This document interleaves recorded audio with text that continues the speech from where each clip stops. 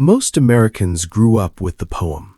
We see a lone rider, a gallop of thunder, and a voice shouting through the darkness. But what if I told you that the most important night in American history was actually defined by its silence? History tells us what happened, but it rarely tells us what it felt like. Tonight, we move past the myth of the shouting hero. We address the controversy. Was Paul Revere a lone savior, or just one link in a chain of ordinary men doing extraordinary, quiet work? There is a mystery in the shadows of the North End, a story of spies watching spies, of muffled oars and a freezing New England mist that nearly changed the course of the world. Close your eyes now. Leave the 21st century behind. Let the sounds of the modern world fade, and let the cold, salt-damp air of April 1775 fill your room. The geography of a fenced-in city. To understand Paul Revere's world, you must first understand the ground beneath his feet. In 1775, Boston was not a sprawling city you know today. It was almost an island, a jagged, hilly peninsula shaped like a tadpole, tethered to the mainland by a single thin strip of dirt known as the Boston Neck. Imagine standing on that neck. At high tide, the salt water of the Atlantic would wash over the road, making the city feel as though it were floating away into the dark.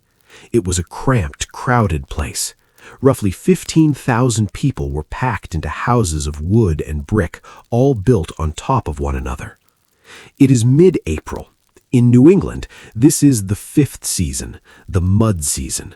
The frost is deep in the ground, but the surface has begun to thaw into a thick gray slurry.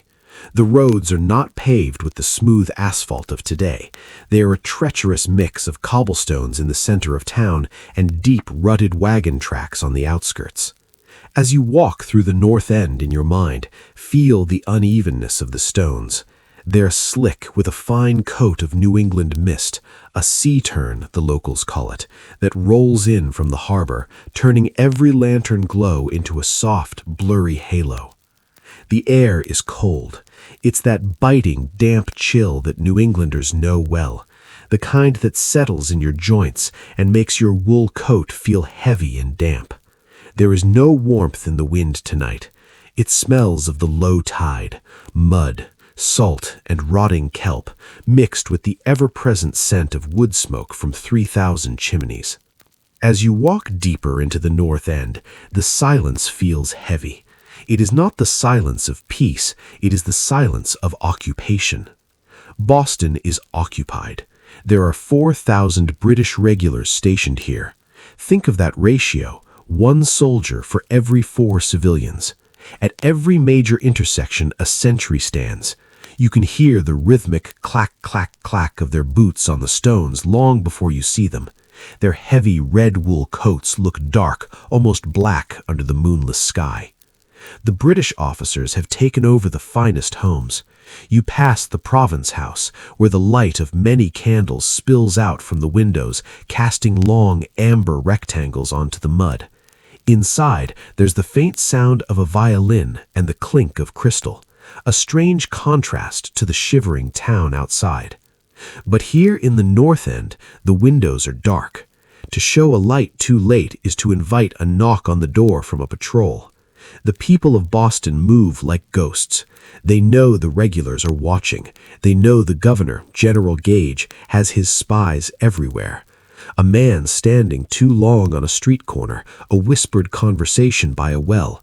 Everything is noted. Everything is a risk. Feel the tension in the air. It's like the pressure before a thunderstorm. The city is holding its breath. The Sons of Liberty are not a grand army. They are blacksmiths, silversmiths, printers, and tavern keepers. They are men with calloused hands and tired eyes, meeting in secret because their world has become a cage. The Silversmith's workshop. Let's step inside a small, sturdy house in North Square. This is the home of Paul Revere. The room is dim, lit only by the dying embers in the hearth. The floorboards are wide planks of pumpkin pine, worn smooth by years of footsteps. Revere is not a young man.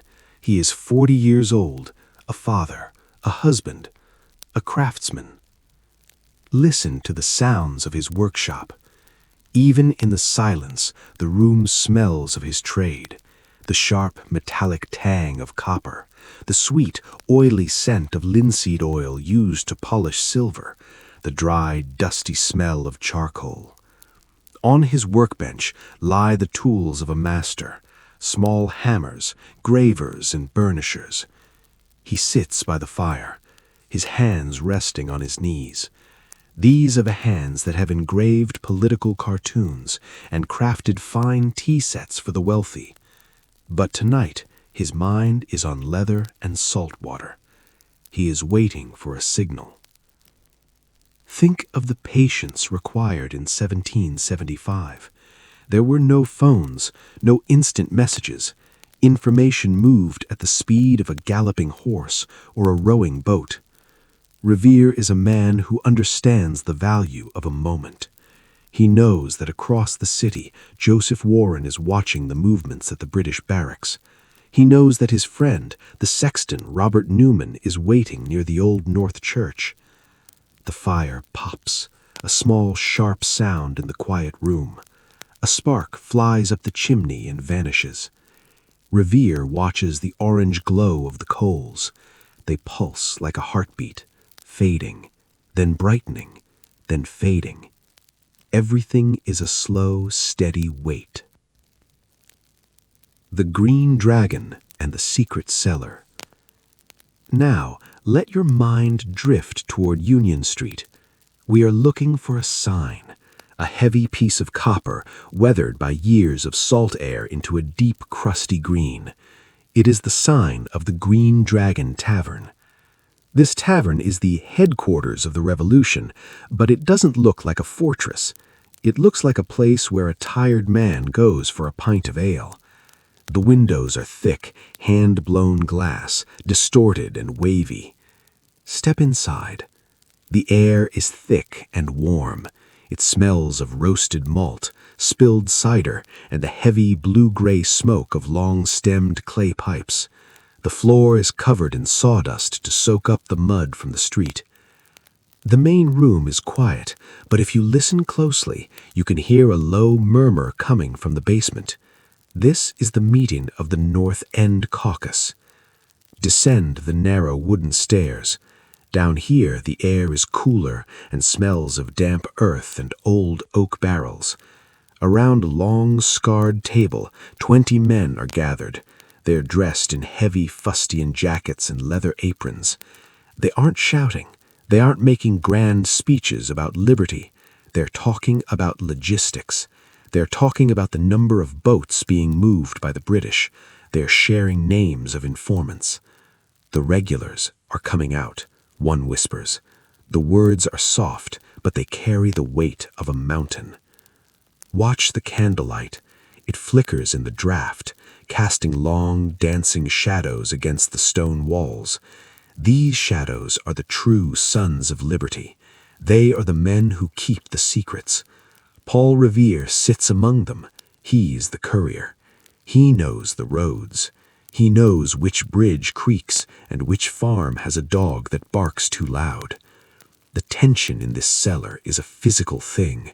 It's the feeling of a secret being held tight in a closed fist. Every time the door upstairs opens, the voices stop. Every time a heavy boot hits the floorboards above, 20 heads turn toward the ceiling. They are waiting for the spark. The River and the Ghost Ship.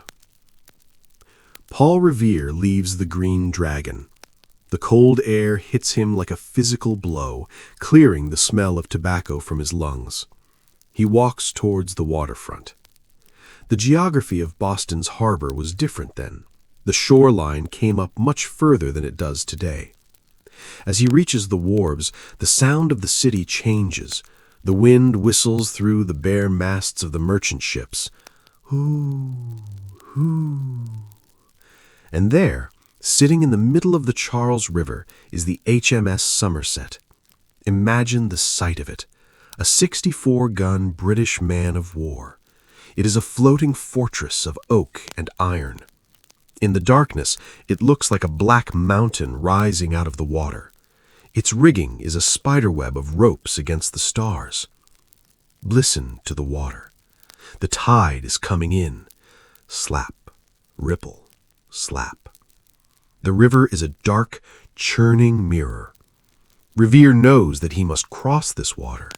He knows that the Somerset's crew is on high alert. If they hear the splash of an oar, if they see a ripple in the moonlight, the game is over. He thinks of the oars. He has heard that some of the men have muffled them with flannel cloth, strips of fabric torn from a woman's petticoat to deaden the sound of the wood hitting the oarlocks. This is the reality of the revolution, not a grand charge, but a piece of flannel tied around an oar in the dark. He looks up at the steeple of the Old North Church. It is the tallest point in the North End, reaching up into the cold New England sky. It is empty now. No lanterns are hanging there yet, but the plan is set. 1 if by land, 2 if by sea. The church stands like a silent sentinel over the graveyard of Copp's Hill. The gravestones are crooked, leaning into the wind, their slate surfaces cold and gray. This is the world Revere sees, a world of shadows, of salt, of mud, and of a deep, abiding silence that is about to be broken. The falling action, drifting into the night. As Paul Revere begins his final preparations, let yourself settle deeper into your bed. The streets of the North End are fading. The smell of the Green Dragon is drifting away. The regulars are still on their rounds, their boots making a rhythmic, steady beat on the cobblestones. Thud, thud, thud. It's a slow, hypnotic sound. The mist is growing thicker now. It's wrapping around the houses, softening the edges of the world. The harbor is becoming a gray void. The HMS Somerset is disappearing into the fog. Paul Revere is just a shadow now, moving toward the water's edge. He isn't a legend yet. He's just a man in a warm coat, his heart beating a little faster than usual, his eyes fixed on a distant steeple. The revolution is still a secret. The war is still a whisper. The night is vast, and the road to Lexington is long and dark.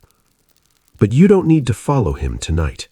Your journey ends here, in the quiet safety of your room. The heavy wool blankets of history are tucked around you. The fire in the hearth is turned to soft, gray ash. The rhythmic sound of the tide is a lullaby. In and out. In and out. Sleep now in the silence of the North End. The ride will begin when the sun rises, but for now there is only the mist, the shadows, and the deep, dark peace of 1775. Good night.